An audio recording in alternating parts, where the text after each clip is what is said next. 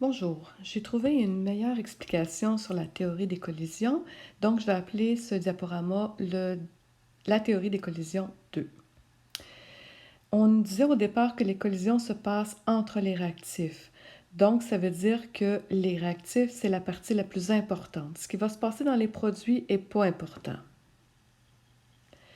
Donc, les réactifs en tant que tels, dans l'exemple qui est ici, ce qui est avant la flèche, va dépendre de plusieurs phénomènes. Le phénomène qui va être le plus important, c'est l'orientation des molécules, de la façon dont ça va être placé. NO plus O3 doivent être placés dans la bonne direction. Si jamais ce n'est pas la bonne direction, comme la première étape, les deux premières équations chimiques du début, ça veut dire que la réaction chimique ne se fera pas. Donc, la solution va rester NO plus O3 à la fin. Si jamais c'était effectif, donc si c'était une collision qui était efficace, ça pourrait donner du NO2 et du O2, comme c'est le cas. Donc, l'orientation des molécules est extrêmement importante. L'énergie de départ aussi doit être importante.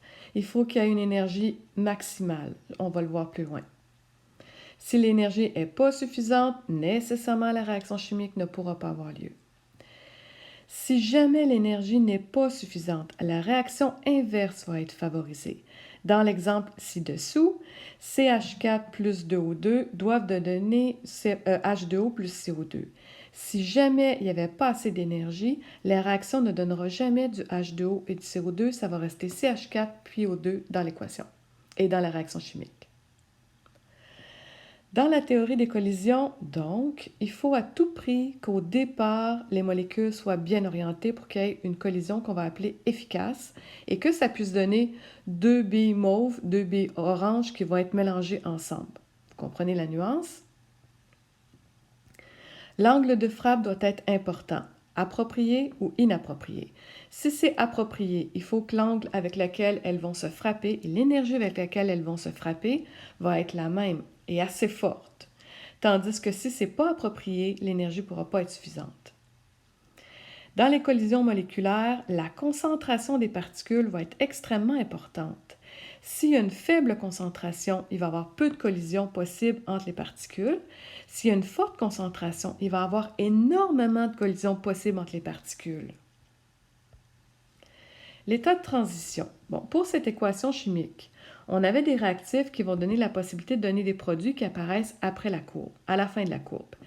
Si jamais l'énergie n'est pas suffisante, ce qui veut dire que l'état de transition qui est en haut complètement, quand toutes les molécules sont regroupées ensemble, va faire en sorte que la réaction ne pourra jamais donner les produits. Ça va redevenir des réactifs. Donc, on n'atteint pas le sommet.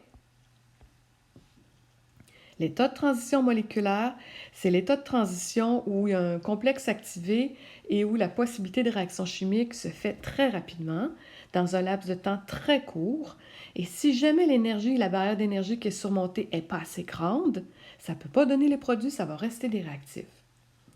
Si je reviens au premier graphique, ça me prend donc, selon le graphique de Maxwell-Brotzmann, si vous remarquez, ça prend une énergie d'activation minimale qui revient à l'état de transition moléculaire qui est ici.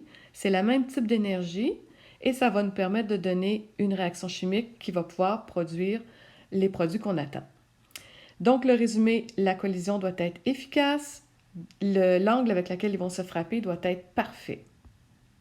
Au revoir.